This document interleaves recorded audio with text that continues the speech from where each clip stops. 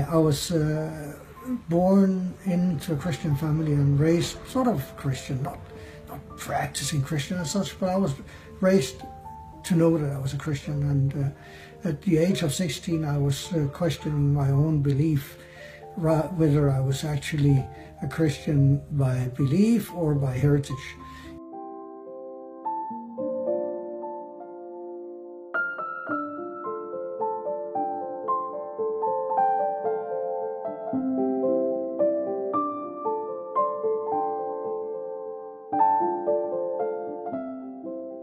I'd reached the idea that all religions actually come from the same source, and that if I had to get into any of the existing religions, I could just kind of follow the religion upstream until I got to the source, and that would be the source of all religion and the eternal truth.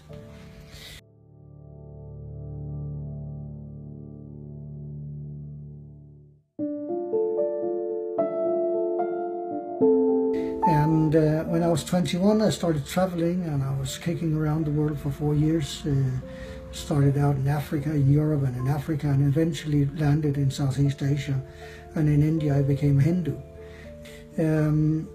It wasn't quite as easy as that, I eventually found out, but I went for a lot of pilgrimages to holy places in India, and I tried to sort of live the life of a searching person in India. I abolished all my worldly goods. I had no money, I had no return ticket, I had practically no clothes even. I had some homemade clothes and not even a pair of shoes on my feet. I had my passport and I had my homemade clothes, and that was it.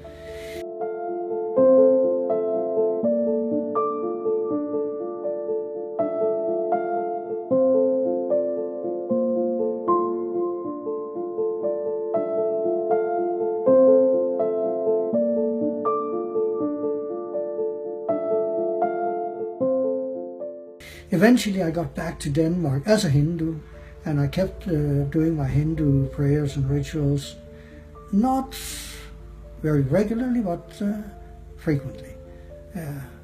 And eventually one day I found out that I'm actually not a Hindu because I don't believe in this multitude of gods which is in the daily practice of Hinduism, and that I was a stern believer in one God only. And at that point, I threw away all my Hindu things, and I was back to square one again.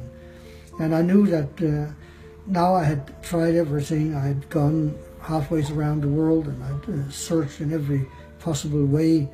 And there was only one place now to turn, and that would be to God himself. So I started asking, God, if you're there, you can hear me.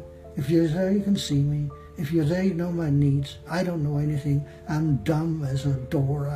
I'm deaf as a rock. I don't know what's going on. I don't know what is up and down. I don't know what is the truth.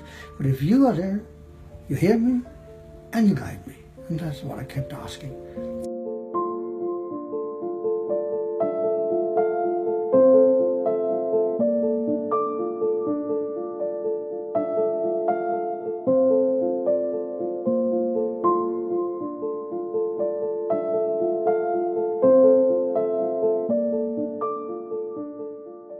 And eventually Allah sent me to a group of Muslims here in Copenhagen.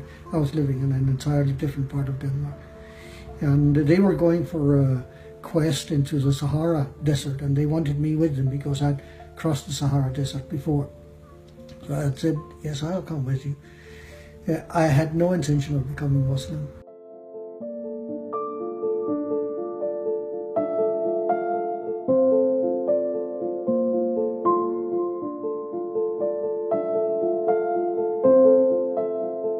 They got up to pray at about 2, 3 o'clock, whatever.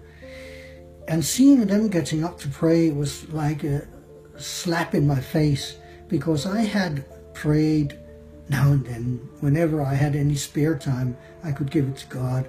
And here these guys got out of their bed to pray extremely early in the morning, which would be in the middle of the night. And I was so ashamed, because I thought, I have something I want to talk to God about. And I've never really sort of given it high priority. And here are these guys who have some odd religion, and they get up to pray like that. So I asked them, can I pray with you? They said, sure, no problem. And I prayed like I used to pray. I tried to follow their movement, not to disturb them.